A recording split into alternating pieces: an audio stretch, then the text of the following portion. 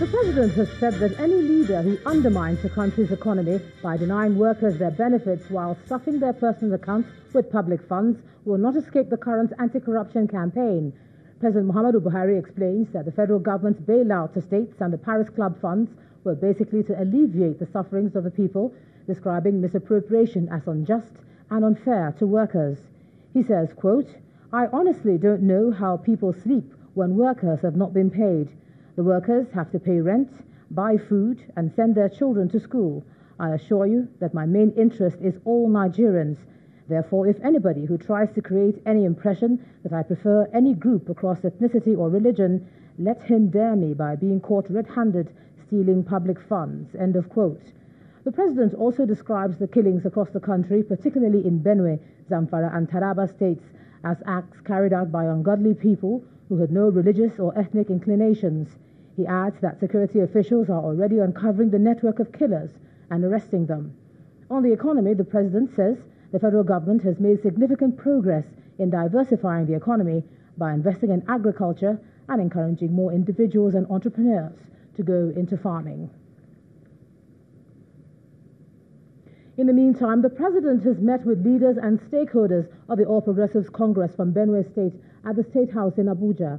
Others who were at the meeting are the Minister of Information and Culture, Lai Mohammed, Minister of Agriculture, Audu Ogbe, and the APC National Chairman, Adams Oshomole. At the end of the meeting, the leader of the delegation, Senator George Akume, told State House correspondents that they were in the State House to show solidarity with the president for achieving so much in a short time. Senator Akume scored the Buhari administration high in the areas of power, infrastructure, and security. So we talk about security. Boko Haram had taken over virtually Bodo and Yobe states. That's a different story today. Yes, occasional incursions in some of the areas by Boko Haram remnants. Even America, which is the most powerful country in the world, has not been able to subdue, as it were, the guerrilla elements in Afghanistan. They are still hitting, whether they are ISIS or they are other groups, they are still hitting. So our performance is much better. I'm not saying we are America, but I'm saying that when you talk of guerrilla warfare, there is no way you can completely rout it up within 2 days or 1 year. So invariably, we're on very safe ground. Look at agriculture. So many initiatives in that area. And so when you look at this cumulatively, you know that this government is working 3.5 years, and the results are spectacular compared to what we witnessed in the past 16 years of the PDP administration. And they are coming back again. They want to take over. Let's be honest, they have no message. They have no message. If people could share 2.5 billion meant to buy arms and ammunition and kit our sons and daughters before sending them to harm's way, then of course, those people do not deserve to see this place again. The Vice President, Professor Yemi Oshibaju, says Nigeria's problem is not religion or ethnicity, but that of finding good, forthright men of conscience in government. The Vice President said this during the launch of a book titled An Honor to Serve by former Governor of Enugu State, Sullivan Chime. He explains that a corrupt segment of Nigeria's elite have sought to use the nation's wealth and resources for their personal enrichment. He says that the country is divided between those who want to privatize the wealth of the nation and those who aspire to develop human capital.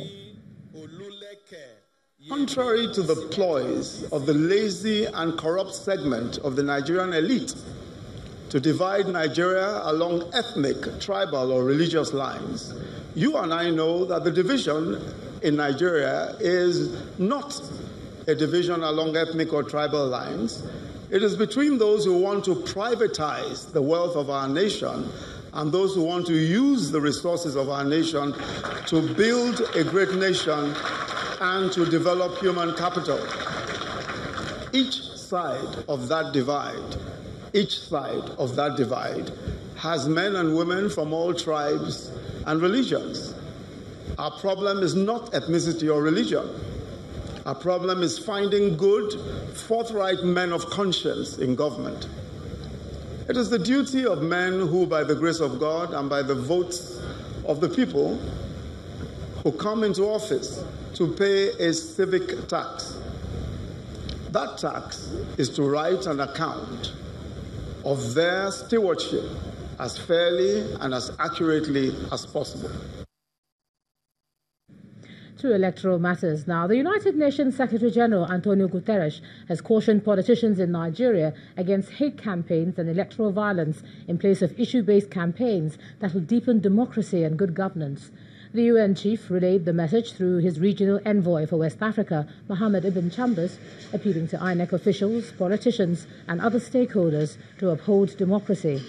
Mr. Chambers was speaking during a meeting with the Benue State Governor, Samuel Otom, who raised concerns about an alleged plot to use security forces to undermine the 2019 electoral process.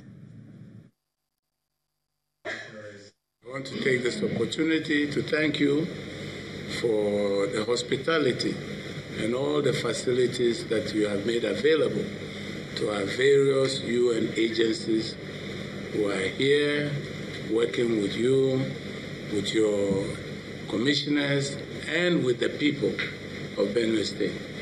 You can continue to count on the UN as a partner as you face some difficult challenges which we are fully aware of.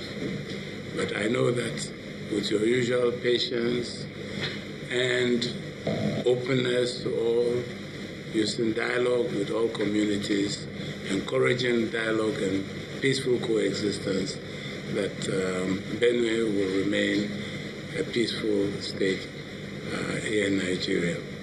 And I believe that the security agencies that will be here, instead of supervising impunity, they will work towards ensuring that the rule of law prevails and the rules of the game are followed as they ought. But we are not going to be intimidated by anybody telling us that they will bring federal might to intimidate people. If they want votes of the people, they should go and canvass. If the people decide in their favor, we are willing to concede.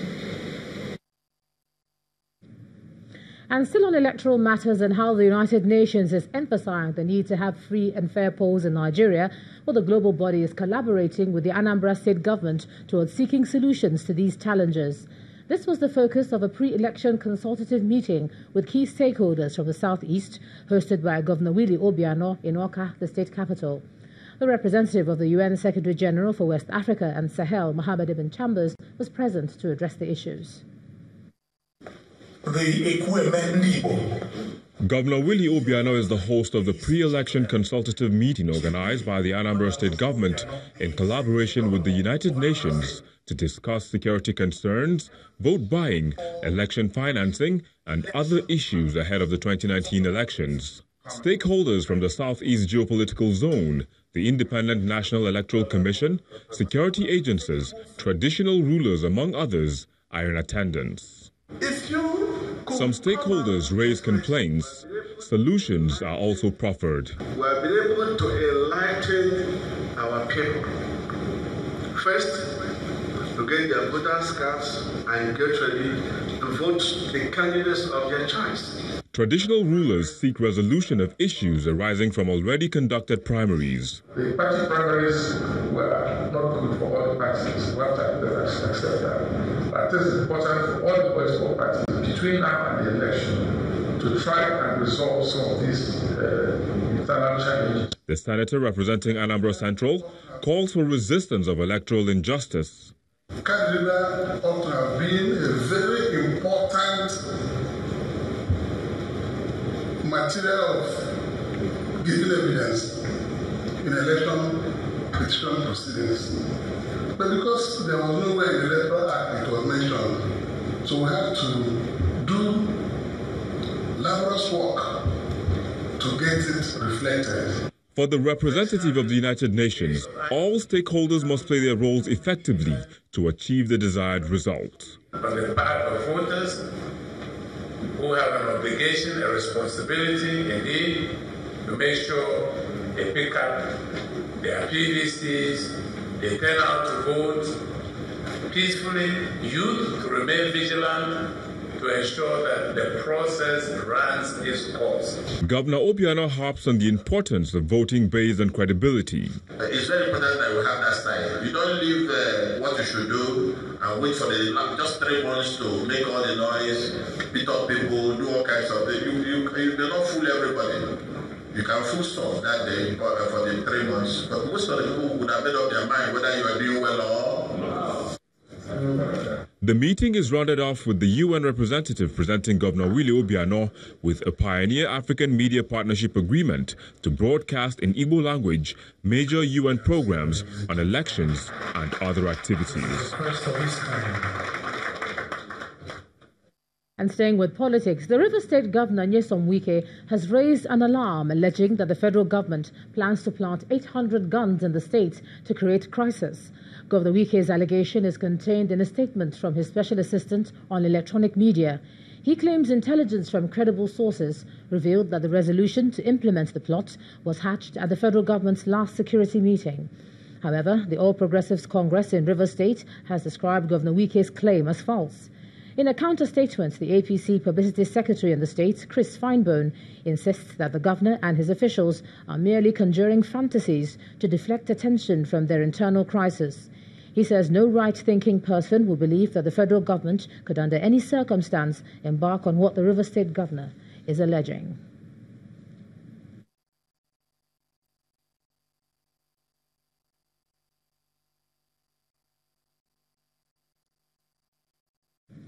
The National Emergency Management Agency has received the batch of 174 Nigerians who voluntarily returned to the country after they were earlier stranded in Libya.